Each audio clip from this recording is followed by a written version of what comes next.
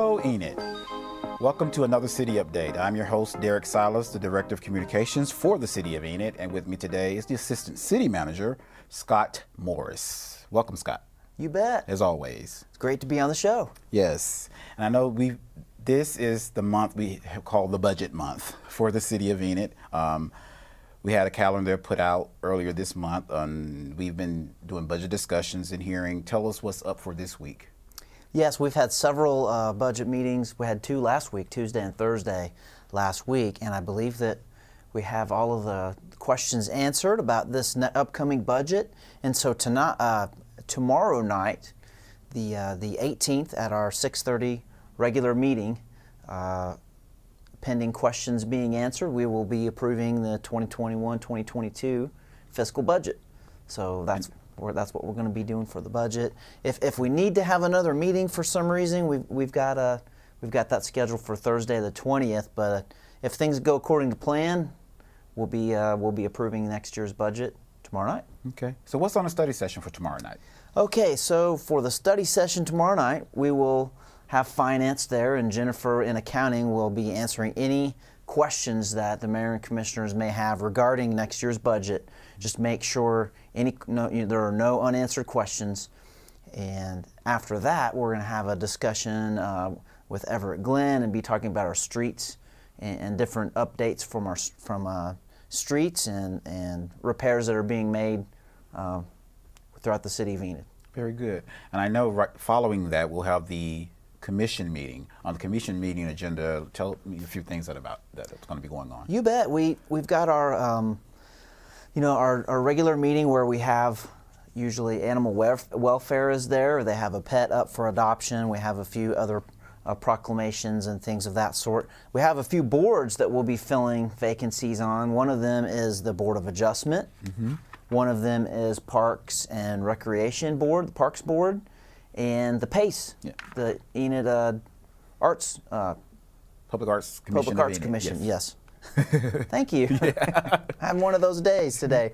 But yes, we'll be filling up position with that as well on the study session. And you also will be appointing not the regular meeting. Yes. And you'll be appointing one of the commissioners will be appointing as the liaison from the commission to that board as well. We shall see. It appears that Commissioner Roberts is interested in being on that committee, so she should be installed in and put in from the mayor and commissioners for their representative on that board. I think that fits with her because she does do photography and art. She's in arts. She's going to do really well. Yeah.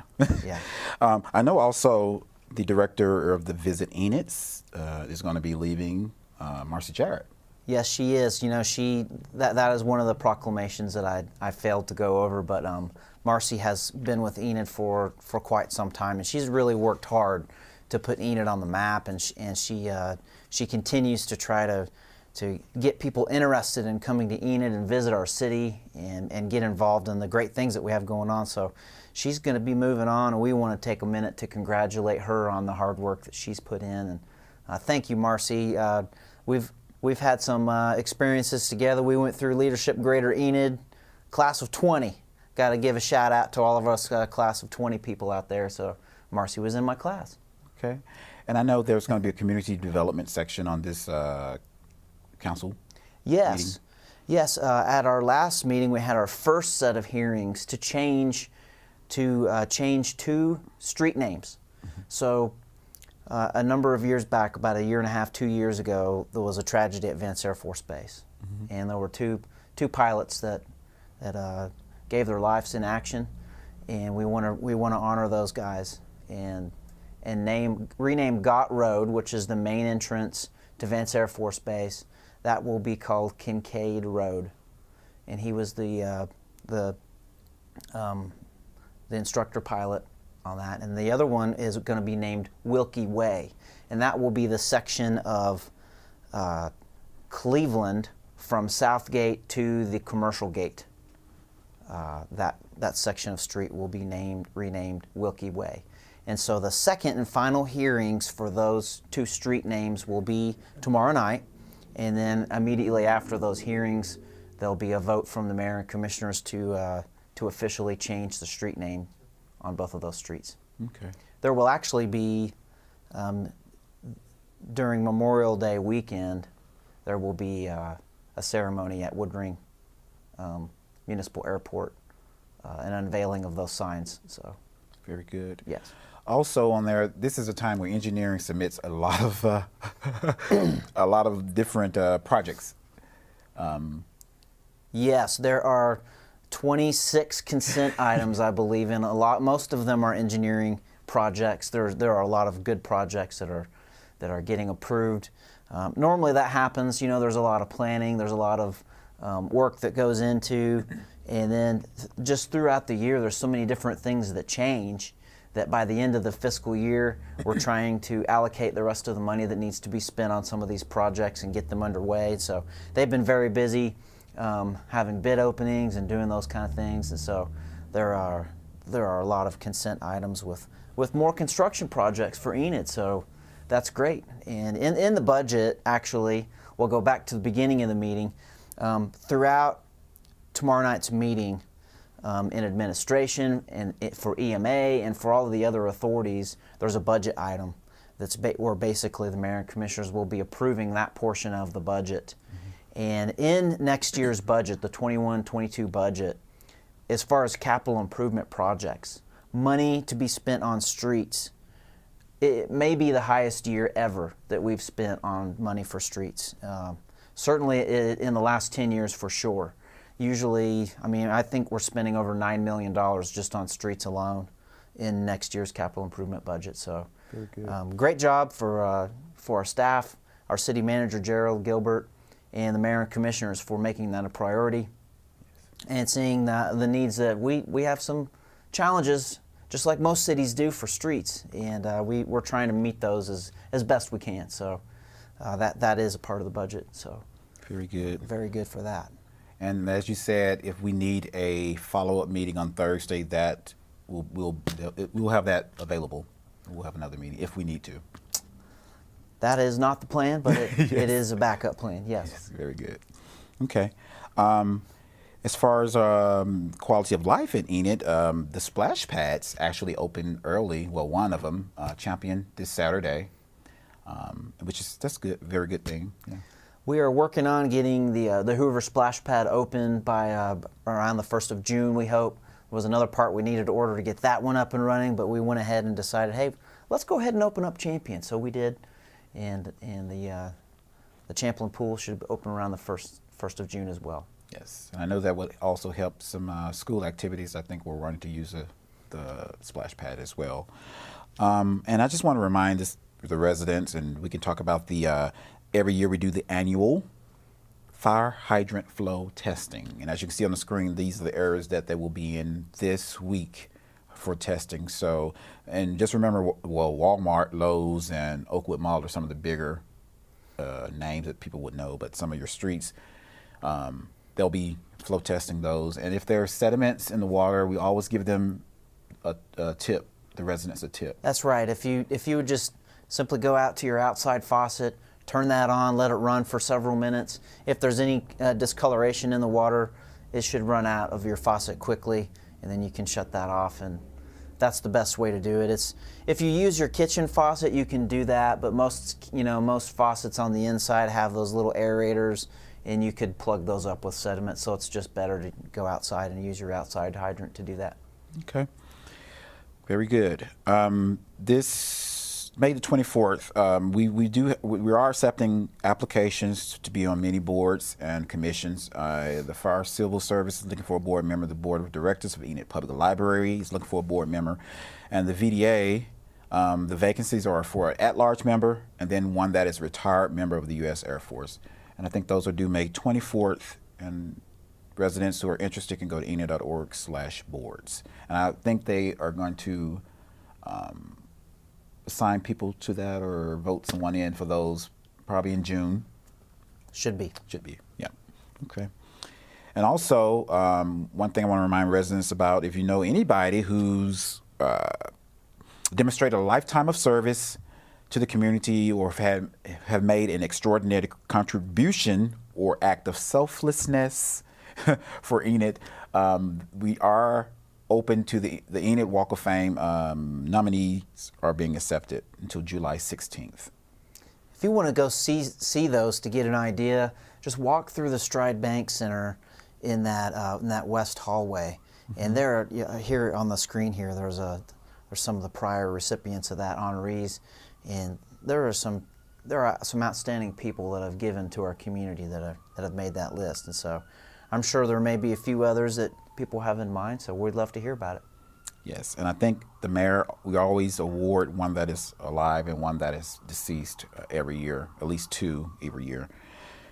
And we want to give a shout out to, as you mentioned earlier to me personally about you going to the Chisholm graduation. We want to get a shout out to all of the area graduations, the students, class of 2021. Chisholm was Saturday, and Enid High will be this weekend, if I'm not mistaken.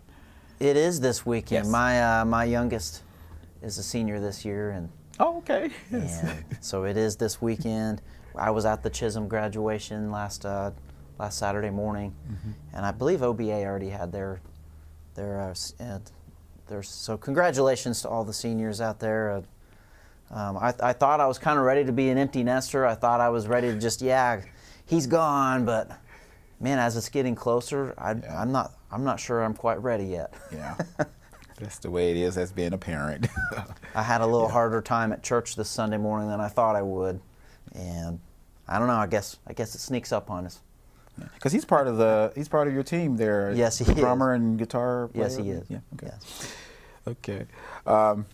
Well, speaking of class of 2021, of course, some people will go to college. Some will go take jobs. And if you're interested in positions, you can go to enid.org/careers. There are a number of positions out there available, from full-time, part-time, and seasonal positions. And anyone else out there in the community who's interested in these, just be aware you can go to enid.org/careers to apply for any of those positions. Matter of fact, I know a senior from Drummond who started his first day as a seasonal for the city of Enid today. So one of those seasonal job opportunities that we had, a graduating senior went ahead, and I know his first day's today. So. Yeah, and it's of course the lifeguard and head lifeguard. We really need those for the pool, which will be opening tentatively. We were saying June 1st, Tuesday, June 1st, that it'll be open. So we'll need those lifeguards. There are a couple of road closures this coming up, or have already started. There are concrete repairs on Princeton and Washington, and that will be closed for 1 week, and it started last week, so it should be open sometime this week. There's the area you can see on your screen, the area that is actually closed that they'll be working on. And then we have the Randolph Avenue Reconstruction project, which this portion will be 3 to 4 months. However, the first phase, which would be from 28th Street to 30th Street, will take about 4 to 6 weeks, as you can see on the screen. So those students or instructors or visitors to NOC, they can take the northwest entrance to access those 2 northern parking lots. And for the northeast parking lots, they can take the south entrance to get to NOC. Also, there's a portion of 4th Street that's going to be closed for truck line reconstruction, which will take 3 to 4 weeks. And as you can see on your screen, that's on North 4th Street between Poplar and Birch Avenue. And coming up on Wednesday, I believe, May 18th, OG&E is going to convert streetlights to LED on Oakwood Road. And as you can see, the entire road won't be closed, but there are going to be portions. Looks like we're going from 412 all the way up to Chestnut, all the way up to Glenwood School. So that's right close to my house. And anytime we get an upgrade on lights, thank you, OG&E. We like the LED lights. They're high functioning and low cost. We like that. Yes. Very good. And the only thing else I wanted to say to the residents is remember that you can go to cclickfix.com to report any issues or request do any service requests. Also, you can download the CClickFix app by going into your Apple or Google stores, and those requests route directly to those departments that handle that type of work, whether it be a pothole or requesting a bus ride or a dead animal in the street, any of those. So you can go on there and look and submit requests. And also, please remember that we do have a Amazon Fire TV app, and we're also on Roku. So you can always go and download those. If you have either one of those TVs, be sure to go to those store downloads so you can get all of our videos, everything we do. Anything else to add, Scott? You know, I just wanted to just remind everyone, hey, this week I don't know how high the chances are, but I know there are some chances of some bad weather, some severe thunderstorms and things like that. I think tonight might be one of our biggest chances. So just be weather aware out there today, and pay attention to what's going on tonight. Very good. Remember, cclickfix.com, Amazon Fire TV, and Roku. Other than that, have a great day.